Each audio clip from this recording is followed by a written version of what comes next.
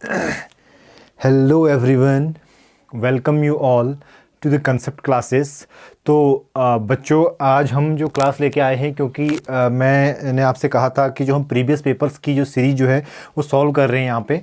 तो जैसा कि यहाँ पे लिखा हुआ है, भौतिक विज्ञान model paper 2018 solution UK board. तो उत्तराखंड बोर्ड के जो फिजिक्स के जो प्रीवियस पेपर्स हैं उनको हम यहाँ पे सॉल्व कर रहे हैं, क्योंकि बोर्ड परीक्षा बहुत नज़दीक है। 27 फरवरी से जो है बोर्ड परीक्षा स्टार्ट होने वाली है। तो उसके लिए हम जो है प्रीवियस पेपर्स की सीरीज यहाँ पे लेके आए हैं और हम 1 बाय 1 सारे क्वेश्चंस को और हर साल के जो क्वेश्चन पेपर्स हैं, प्रीवियस पेपर्स हैं, उनको हम सॉल्व कर रहे हैं। तो आज जो हम 2018 का 2018 का जो मॉडल पेपर है उसके कुछ क्वेश्चन हमने कल सॉल्व किए थे 5 तक, और 6 से जो क्वेश्चन हम क्वेश्चन नंबर 6 से हम आज जो है सॉल्व कर रहे हैं। मैं जो है पूरा पेपर भी एक साथ सॉल्व करके आपको बता सकता हूं, बट क्योंकि उससे वीडियोस बहुत लंबा हो जा रहा है और उससे आपका रिवीजन भी उतना प्रॉपर नहीं हो पाएगा। तो अगर हम कुछ 5-6 क्वेश्चन या 8 क्वेश्चन करके उनको सॉल्व करेंगे तो आप हमारा 2 या 3 दिन में एक पेपर जो है कंप्लीट हो जाएगा और जो हमारा रिवीजन भी उससे काफ़ी अच्छा होगा। और आप इन चीज़ों से जुड़े रहिए बिल्कुल। आप डेली जो है चैनल पर आइए, डेली जो है प्रैक्टिस कीजिए, डेली क्वेश्चन को सॉल्व कीजिए और जो है उनको लर्न कीजिए, ताकि बोर्ड परीक्षा में आपके बहुत अच्छे अंक आपको अचीव हो। यही मेरा जो है एम है कि आपके अच्छे जो है मार्क्स आए एग्जाम में और आप अच्छे मार्क्स से जो है पास होइए। ठीक है।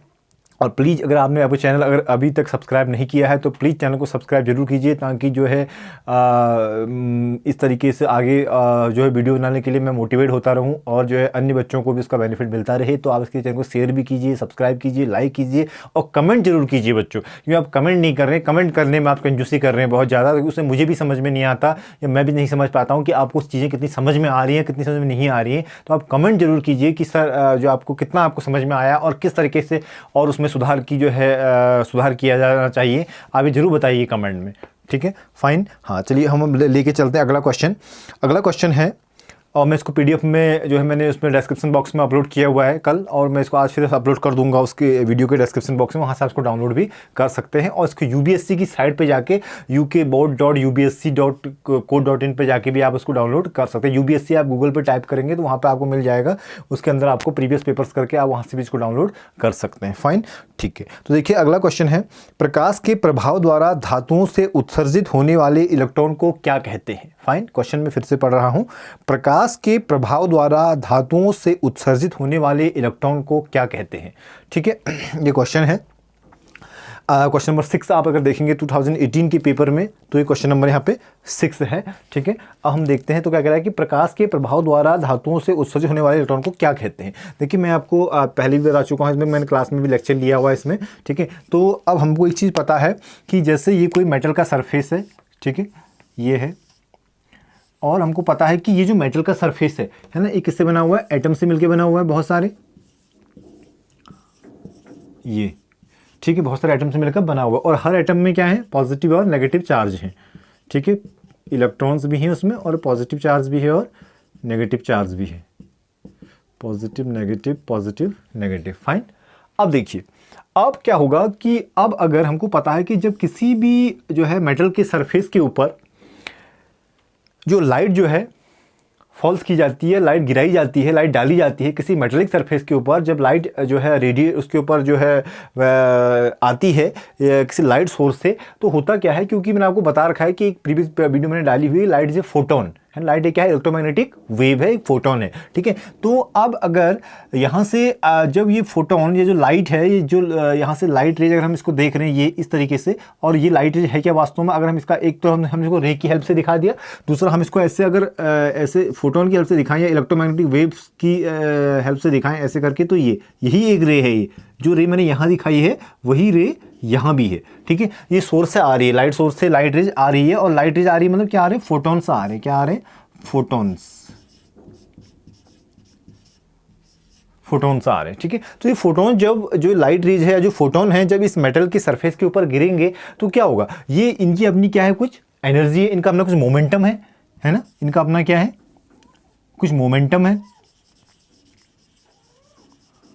मोमेंटम है। ठीक है, और ये जब यहाँ इससे टकराएंगे, इस मेटल के सरफेस से स्ट्राइक करेंगे, ठीक है, तो अपनी कुछ एनर्जी किसको देंगे, इस जो एटम्स हैं उनको अपनी कुछ एनर्जी दे देंगे, है ना, अपनी एनर्जी को रिलीज करेंगे। और जब एनर्जी रिलीज करेंगे तो उस एनर्जी का कुछ कुछ जो भाग है, कुछ पोर्शन उस एनर्जी का, इस फोटोन की, इस लाइट रेज की, फोटोन की कुछ एनर्जी का कुछ भाग तो किसमें यूज हो जाएगा, उस इलेक्ट्रॉन को क्या करने में, उस मेटल के सरफेस से एमिट करने में, मतलब उसको एनर्जी प्रोवाइड करने में क्या हो जाएगा, यूज हो जाएगा, है ना। और जितनी एनर्जी, सपोज उसकी एनर्जी है 10 जूल, सपोज फोटोन की एनर्जी कितनी है 10 जूल है, और उसको वहां से इलेक्ट्रॉन्स को जितनी भी जो एनर्जी दे रहा है, तो इलेक्ट्रॉन्स ने कितनी एनर्जी गेन की 2 जूल, ठीक है। अब एनर्जी बची कितनी, 10 - 2 कितनी बची, 8 जूल बची, ठीक है, 8 जूल एनर्जी बची, ठीक है। तो उस 8 जूल एनर्जी कहाँ यूज होगी, वो 8 जूल एनर्जी से ये इलेक्ट्रॉन इसके सरफेस से क्या करने लग जाएगा, एमिट हो जाएगा, निकलने लग जाएंगे। ये इलेक्ट्रॉन 8 जूल एनर्जी लेके इस मेटल के सरफेस से क्या करेंगे, बाहर की ओर जाएंगे या उसके सरफेस को छोड़ेंगे, ठीक है, from lower energy level to higher energy level. समझ में आ रहा है, ठीक है। तो अब क्या होगा कि ये जो इलेक्ट्रॉन यहां से क्या हो रहे हैं, एमिट हो रहे हैं, ठीक है। अब क्वेश्चन ये है कि जब किसी धातु की सतह पर क्या गिरता है, किसी प्रकाश के प्रभाव के द्वारा धातु की सतह से उत्सर्जित होने वाले इलेक्ट्रॉनों को क्या कहते हैं, क्योंकि ये इलेक्ट्रॉन्स किसकी हेल्प से निकल रहे हैं, प्रकाश की हेल्प से, लाइट की हेल्प से, मतलब फोटोन की हेल्प से, ठीक है। तो फोटोन की मदद से या फोटोन के द्वारा, है ना, ये इलेक्ट्रॉन इससे क्या कर रहे हैं, एमिट कर रहे हैं, ठीक है। तो इनको हम कैसे इलेक्ट्रॉन कहेंगे, फोटो इलेक्ट्रॉन। कैसे इलेक्ट्रॉन्स कहेंगे, फोटो इलेक्ट्रॉन्स, ठीक है। तो इसका आंसर क्या हो जाएगा 6 का, कि प्रकाश के प्रभाव द्वारा धातुओं से उत्सर्जित होने वाले इलेक्ट्रॉन्स को क्या कहते हैं। ये जो इलेक्ट्रॉन यहां से निकले इस धातु से, इस मेटल के सरफेस से जो इलेक्ट्रॉन्स निकले, ये इलेक्ट्रॉन क्या कहलाएंगे, ये कहलाएंगे फोटो इलेक्ट्रॉन। क्या कहेंगे, क्योंकि मैंने आपको बताया था ना, जो लाइट रेज क्या है, मैंने क्या कहा था, इसको क्या कहेंगे, फोटोन। लाइट रेज क्या कहेंगे, फोटोन। तो फोटोन की मदद से जो इलेक्ट्रॉन निकल रहे हैं, एमिट हो रहे हैं, क्या कहेंगे, फोटो इलेक्ट्रॉन्स। तो उनको हम क्या कहेंगे, फोटो इलेक्ट्रॉन। फोटो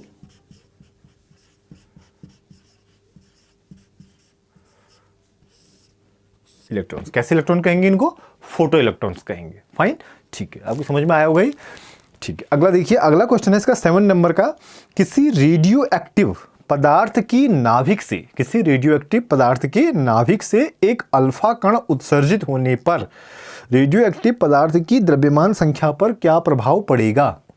आपको समझ में आ रहा होगा क्वेश्चन, मैं फिर से पढ़ रहा हूं। किसी रेडियो एक्टिव पदार्थ के नाभिक से एक अल्फा कण उत्सर्जित होने पर रेडियो एक्टिव पदार्थ की द्रव्यमान संख्या पर क्या प्रभाव पड़ेगा, ठीक है। क्वेश्चन बहुत अच्छा है, तो मैंने आपको बताया हुआ है।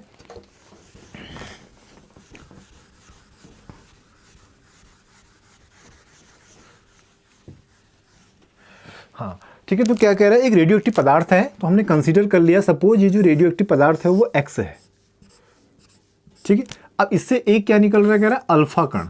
अब मैंने आपको ये पहले बताया था कि देखिए जो अल्फा कण है, अल्फा पार्टिकल्स, अल्फा कण, ठीक है, या हम इसको लिखेंगे अल्फा पार्टिकल, अल्फा पार्टिकल, ठीक है। तो अल्फा पार्टिकल किसके बराबर होता है, हीलियम न्यूक्लियस के बराबर होता है, मतलब एक हीलियम का जो न्यूक्लियस है, हीलियम उसके बराबर होता है, ठीक है, 2He4। तो अल्फा कण को अगर हम लिखेंगे तो कैसे लिख सकते हैं, हीलियम का जो न्यूक्लियस है या हीलियम का जो एटम है, एक हीलियम के एटम के बराबर, एक हीलियम के एटम का जितना भी जो है एटॉमिक नंबर होता है या मास नंबर होता है, या जितना उसका एटॉमिक मास होता है, उतना ही किसका होता है, अल्फा पार्टिकल्स का भी होता है, ठीक है। तो alpha particle equals to 2He4, ठीक है। अब वो क्या कह रहा है, एक रेडियो एक्टिव जो है पदार्थ है, उससे एक अल्फा कण निकल गया, मतलब इससे एक अल्फा कण निकला, मतलब माइनस अल्फा, एक अल्फा कण निकला। अब अल्फा कण अगर निकलेगा तो हमको पता है इसका मतलब क्या निकलेगा, इससे 2He4। 2He4 मतलब एक अल्फा कण का जो एटॉमिक नंबर है कितना है 2, और मास नंबर कितना है 4। तो अगर एक अल्फा कण इससे कम होगा तो इसके एटॉमिक नंबर में कितने की कमी आएगी, 2 की, क्योंकि अल्फा कण निकल रहा है, अल्फा कण का एटॉमिक नंबर कितना है 2, तो एटॉमिक नंबर में कितनी कमी आएगी 2 की, और मास नंबर में कितनी कमी आएगी 4 की, ठीक है। तो वो कह रहा है कि एक अल्फा कण निकलने से उसके द्रव्यमान संख्या में कितना क्या प्रभाव पड़ेगा। तो हम क्या लिखेंगे, अब हम सपोज ये जो नया जो आपका पार्टिकल बन रहा है वाई बन रहा है, तो यहाँ पर इसके एटॉमिक नंबर में कितनी कमी आएगी 2 की, और मास नंबर में कितनी कमी आएगी 4 की। तो हम क्या लिखेंगे, उसकी द्रव्यमान संख्या में 4 की कमी आएगी। क्या लिखेंगे, यहाँ लिखेंगे अल्फा कण निकलने से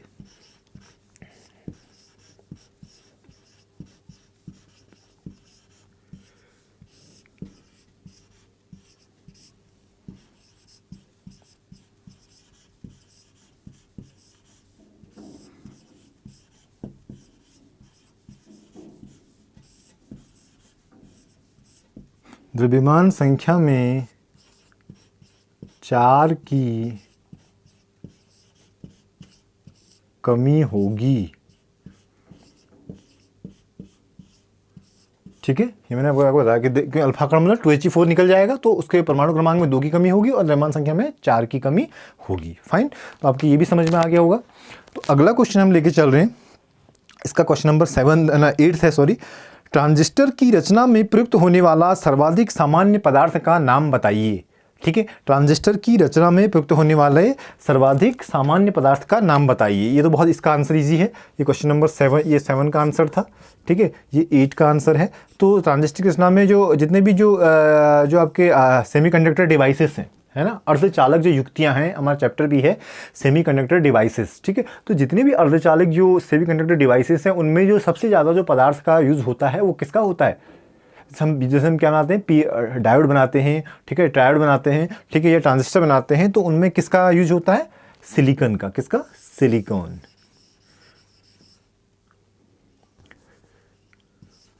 सिलिकॉन का यूज होता है। किसका होता है? सिलिकॉन का। हिंदी में इसको सिलिकॉन लिखेंगे ऐसे, सिलिकॉन, ये सिलिकॉन, और इंग्लिश में ऐसे सिलिकॉन। ठीक है, तो किसका यूज होता है ट्रांजिस्टर में सबसे ज़्यादा? किस पदार्थ का यूज होता है? सिलिकॉन का यूज होता है। फाइन, हाँ चलिए अगला क्वेश्चन देखते हैं। अगला क्वेश्चन है इसका क्वेश्चन नंबर 9। एक धातु के टुकड़े से कितने इलेक्ट्रॉन हटाए जाएं कि इस पर एक 1.0 × 10⁻⁻7 कूलाम का धन आवेश रह जाए? एक धातु के टुकड़े से कितने इलेक्ट्रॉन हटाए जाएं कि इस पर 1 × 10⁻⁻7 कूलाम का आवेश रह जाए? ठीक है, क्वेश्चन नंबर कौन सा है? 9 है।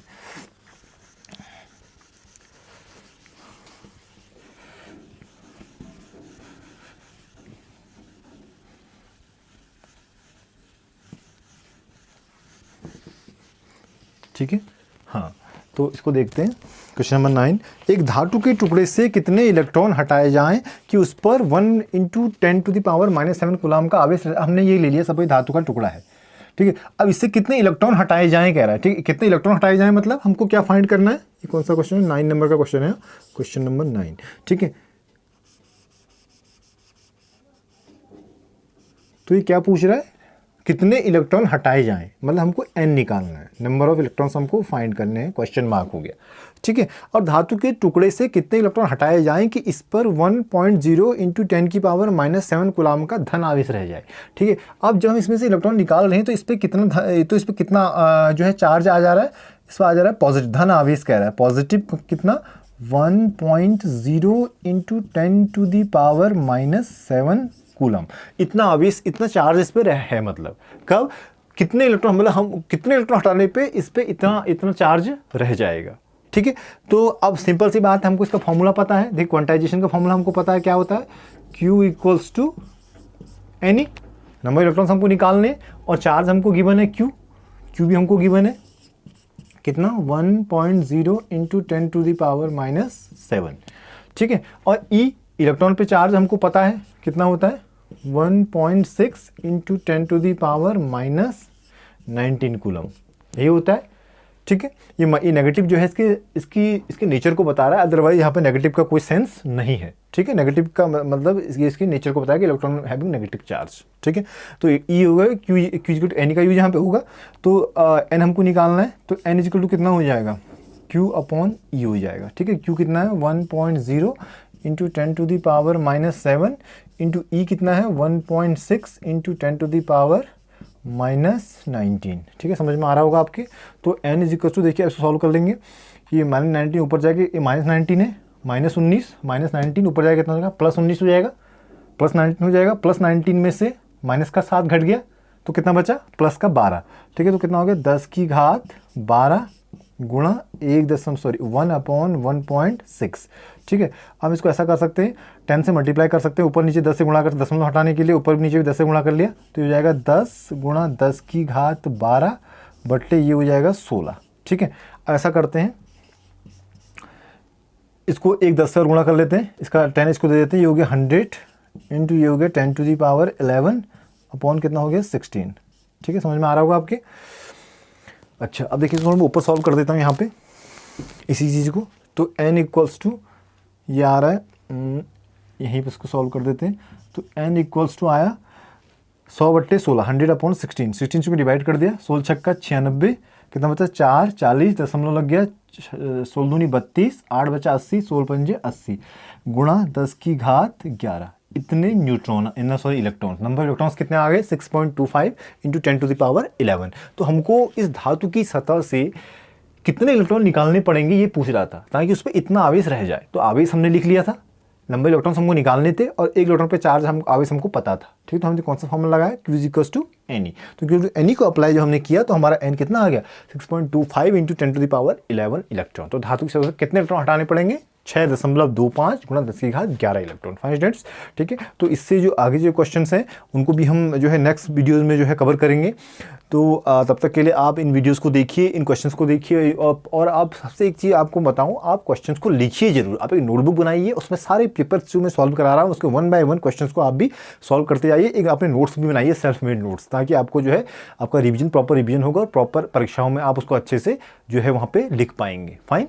हाँ, तो स्टूडेंट्स, जैसा कि मैंने आपसे कहा था कि प्लीज़ आप चैनल को लाइक, सब्सक्राइब और शेयर जरूर कीजिए, और कमेंट आप लोग जरूर कीजिए। प्लीज़ कमेंट आप लोग नहीं कर रहे हैं कि मुझे भी उससे पता नहीं लग पा रहा है कि आपकी चीज़ें समझ में आ रही हैं या नहीं आ रही हैं, चीज़ें आपके लिए बेनिफिशियल हो रही हैं या नहीं हो रही हैं। तो प्लीज़ आप कमेंट जरूर कीजिए, सब्सक्राइब कीजिए, और अपने जो भी आपके जो क्लासमेट्स हैं या जो भी और जो बच्चे हैं, ठीक है, जो जिनको जो है फिज़िक्स की कोचिंग की ज़रूरत है, जिनको चीज़ें समझ में नहीं आ रही हैं, आप उनको भी चैनल को रेफ़र कीजिए, और ताकि बच्चे भी इसका अधिक से अधिक लाभ उठा सकें। फाइन। तो आप चैनल को लाइक, सब्सक्राइब जरूर कीजिए।